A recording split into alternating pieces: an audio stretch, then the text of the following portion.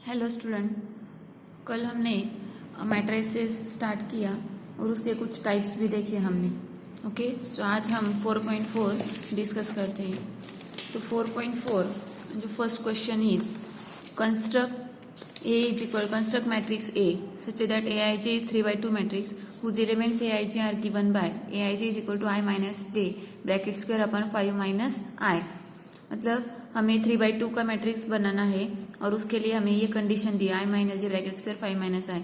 आई मतलब number of rose and जे मतलब number of columns.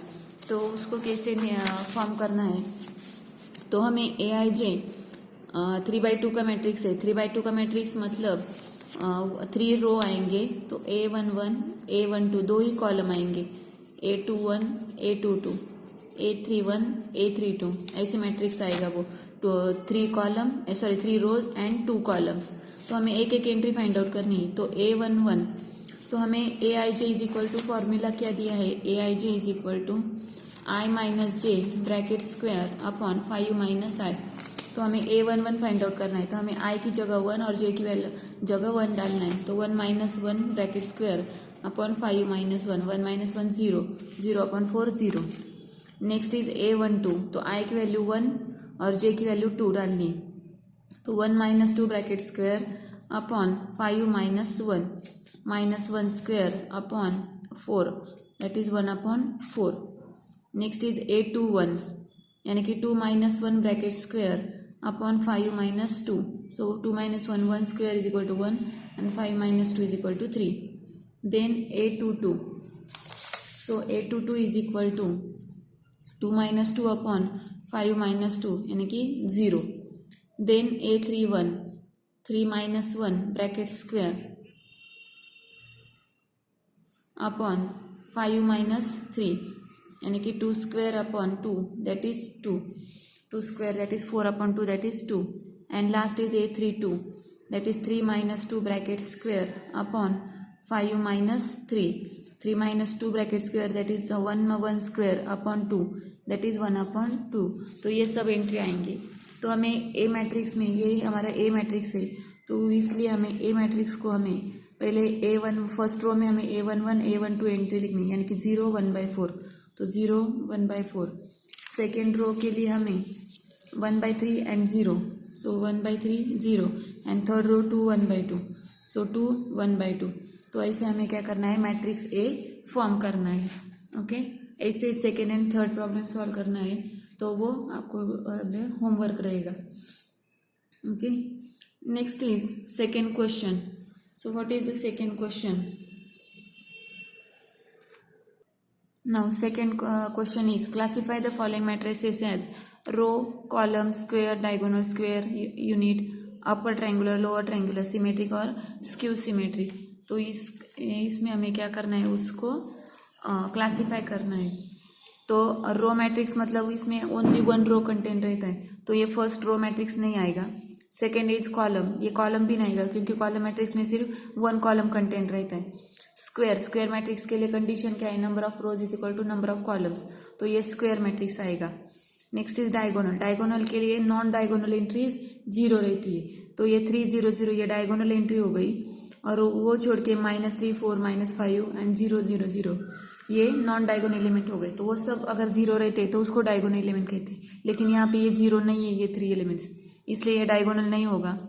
Next is scalar matrix के लिए जो डायगोनल एलिमेंट है वो सेम होते हैं, तो यहाँ पे 3 0 0 वो सेम नहीं है, इसलिए वो स्केलर भी नहीं आएगा। यूनिट के लिए डायगोनल एलिमेंट 1 रहते हैं, तो 1 1 1 नहीं है, तो वो भी नहीं आएगा। अपर ट्रायंगुलर के लिए लोअर ट्रायंगल 0 रहते हैं। अब देखो यहाँ पे ये डायगोनल है और उसके नीचे ये जो 3 एलिमेंट्स है वो ट्रायंगल फॉर्म कर रहा है, तो ये लोअर ट्रायंगल है। अपर ट्रायंगल के लिए लोअर ट्रायंगल 0 चाहिए, तो ये अपर ट्रायंगुलर मैट्रिक्स है। और लोअर ट्रायंगल के लिए अपर ट्रायंगल 0 चाहिए, लेकिन अपर ट्रायंगल 0 नहीं है, तो ये लोअर ट्रायंगुलर मैट्रिक्स भी नहीं है। सिमेट्रिक और स्क्यू सिमेट्रिक। अब सिमेट्रिक के लिए हमें क्या करना है, ट्रांसपोज फाइंड आउट करना है। और अगर A transpose is equal to A is equal to A transpose, अगर ये कंडीशन सेटिस्फाई होती है तो वो सिमेट्रिक हो जाएगा। अब ट्रांसपोज मतलब हमें ये क्या करना है, 3 - 2 4 रो का कॉलम बनाना है, तो 3 - 2 4 005 सेकेंड रो सेकेंड कॉलम लिखेंगे और थर्ड रो थर्ड कॉलम में लिखेंगे। अब ये देखो, ये मैट्रिक्स एंड ये मैट्रिक्स सेम है क्या? नहीं है। यहाँ पे 3 - 2 4 है, यहाँ पे 3 0 0 है, यानी कि ये सिमेट्रिक नहीं है। एंड स्क्यू सिमेट्रिक के लिए हमें डायगोनल एलिमेंट 0 चाहिए, तो डायगोनल एलिमेंट 0 नहीं है, तो आगे चेक करने की वजह वहाँ पे वो सिमेट्रिक नहीं होता है। ओके, तो आज समझ में कैसे क्लासीफाई करना है मैट्रिक्स को। तो ऐसे ही second third and fourth matrix को भी हमें क्लासीफाई करना है। और फोर्थ मैट्रिक्स में सिर्फ वन रो कंटेन है, इसका मतलब ये रो मैट्रिक्स हो गए। थर्ड में ये ओनली वन कॉलम कंटेन है, इसलिए ये कॉलम मैट्रिक्स हो गए। और बाकी सब मग फिर चेक करना है स्क्वायर है क्या, डायगोनल है क्या, स्केलर है क्या।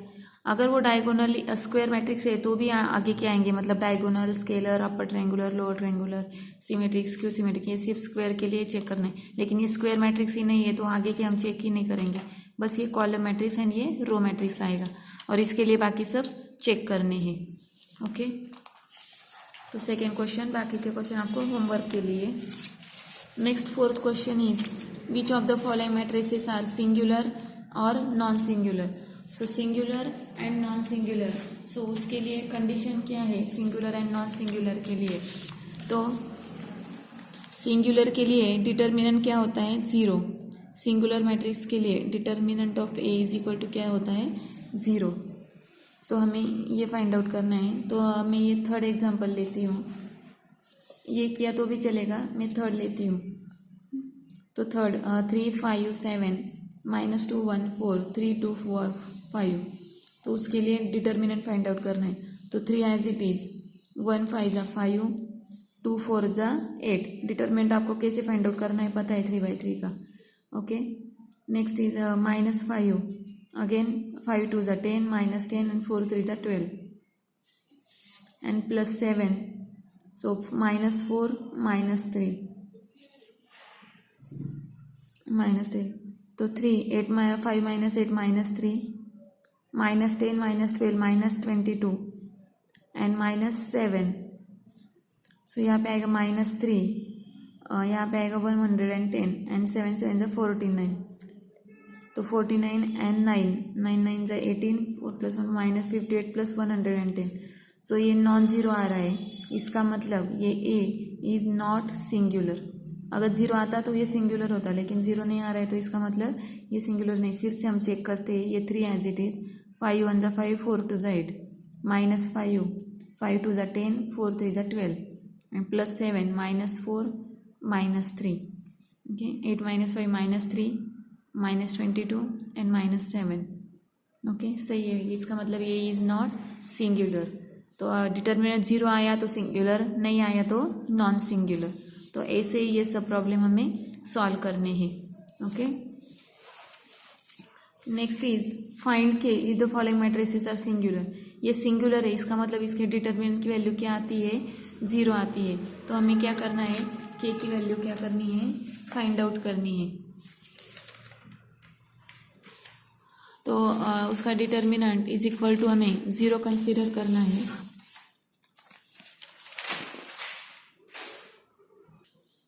के फाइंड आउट करना है, और हमें यहाँ पे दिया है मैट्रिक्स 4 3 1 7 K 1 10 9 1। तो ये ए इज सिंगुलर, तो ये कैसे सॉल्व करना है, A is singular, therefore determinant of A is equal to 0।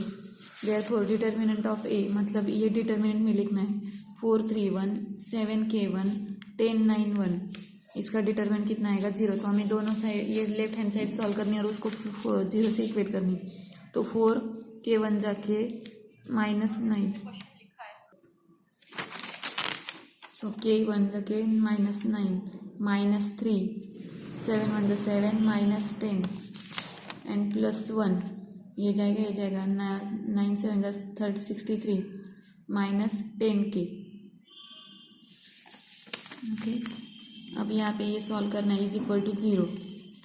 अब यहाँ पे सॉल्व करोगे 4K -9 4 = 36 -7 3 = 21 माइनस प्लस 10 3 = 30, 1 से मल्टीप्लाई किया तो वही आएगा 63 -10K इज इक्वल टू 0। अब यहाँ पे ये 4K एंड -10K कितना होगा, -6K, और यहाँ पे ये आएगा -36 -21 +30 एंड +63। इसके लिए क्या आंसर आएगा? 36 - 21 -57 +30 +63 is equal to 0। Again -6k -57 and 63। 63 से 57 कैंसिल हो गया तो क्या आएगा? +6 आएगा। So 30 is equal to 0 and -6k is equal to 30 + 6 36 is equal to 0। तो ये +36 वहाँ जाके -36 हो जाएगा। दोनों का माइनस माइनस कैंसिल हो जाएगा। 6k is equal to 36। So 6k is equal to 36 का मतलब k इज इक्वल टू 6। तो ये आ गया k की वैल्यू। इसका मतलब हमें k की वैल्यू फाइंड आउट करनी है और हमें सिंगुलर दिया है। सिंगुलर मतलब डिटरमिनेंट उसका क्या होता है? 0। तो डिटरमिनेंट 0 से इक्वेट करके हमें दोनों साइड सॉल्व करनी है और k की वैल्यू क्या करनी है? फाइंड आउट करनी है। Okay, so question first third आपके लिए होमवर्क के लिए होगा। ये तो इजी है, 2/2 का ही है, ये तो जल्दी आ जाएगा। बस cross multiplication 7k minus minus +6 is equal to 0 consider करना है और k की वैल्यू फाइंड आउट करनी है। Okay, next is fifth question. Next fifth question is, what is the fifth question? a is equal to 5 1 -1 3 2 0 find a transpose transpose. So here a is equal to 5 1 -1 3 2 0। तो हमें A transpose transpose double transpose find out करना है। अब A transpose मतलब row को column में लिखना है। ये फर्स्ट रो है 5 1 -1, उसको कॉलम में लिखा। फिर सेकेंड रो है, उसको कॉलम में लिखा। ये हो गया ए ट्रांसपोज। अब इसका भी ट्रांसपोज लेना है, तो मतलब इसको फिर से हमें क्या करना पड़ेगा? रो एक्सचेंज, रो कॉलम एक्सचेंज करने पड़ेंगे। 5 3 रो है, उसको कॉलम में लिखेंगे। -1 2 रो है, उसको रो में कॉलम में लिखेंगे। -1 0 थर्ड रो है, उसको थर्ड कॉलम में लिखेंगे। तो ये ट्रांसपोज हो गया। तब देखो A and A transpose same है। इसका मतलब हमारा कंक्लूजन क्या निकलेगा? ए ट्रांसपोज का transpose is equal to A itself. तो हमें ए ट्रांसपोज का ट्रांसपोज फाइंड आउट करना था। ओके, तो 6 के लिए भी वैसे ही करना है। ए ट्रांसपोज का ट्रांसपोज फाइंड आउट करना है। ओके, नेक्स्ट 7 दिया है, ABC फाइंड आउट करना है if it is a symmetric matrix. अब ये मैट्रिक्स दिया है यहाँ पे, A is equal to suppose A is equal to 1 3/5 A, B -5 -7 and -4 C 0। ये मैट्रिक्स दिया है। अब सिमेट्रिक मैट्रिक्स, सिमेट्रिक मतलब symmetric matrix, therefore A is equal to A transpose रहता है। तो हमें A यहाँ पे लिखना है 1 3/5 A, B -5 -7 -4 C 0 which is equal to उसका ट्रांसपोज। अब ट्रांसपोज मतलब रो को कॉलम में लिखना है। 1 3/5 A, B -5 -7 -4 C 0। तो ये A हो गया और ये हो गया A ट्रांसपोज, और दोनों इक्वल है। अब इक्वलिटी क्या कहती है कि अगर दो मैट्रिक्स इक्वल है तो उसके करस्पॉन्डिंग एलिमेंट भी इक्वल रहते हैं। तो 1 के लिए इक्वेट 1 हो जाएगा। अब यहाँ पे 3/5 और यहाँ पे एंट्री क्या है? इसके करस्पॉन्डिंग B है। मतलब A1 टू एंट्री यहाँ पे 3/5, यहाँ पे A1 टू एंट्री B है। तो B की वैल्यू क्या आएगी? 3/5। फिर A is equal to -4, C is equal to -7 and यहाँ पे 0 है ये। B इज इक्वल टू, यहाँ को क्रॉस करके भी चेक करते हैं। यहाँ पे A is equal to -4, B 3/5 and C -7। तो वो ऐसे हमें क्या करना है? ABC हमें यहाँ पे फाइंड आउट करना है। वैसे स्क्यू सिमेट्रिक मैट्रिक्स के लिए भी बस यहाँ पे हमें A is equal to -A transpose, मतलब A ट्रांसपोज ही लेना है। बस सबके साइन चेंज करने हैं और उसके इक्वेट करना है। 8 वैसे ही सॉल्व करना है।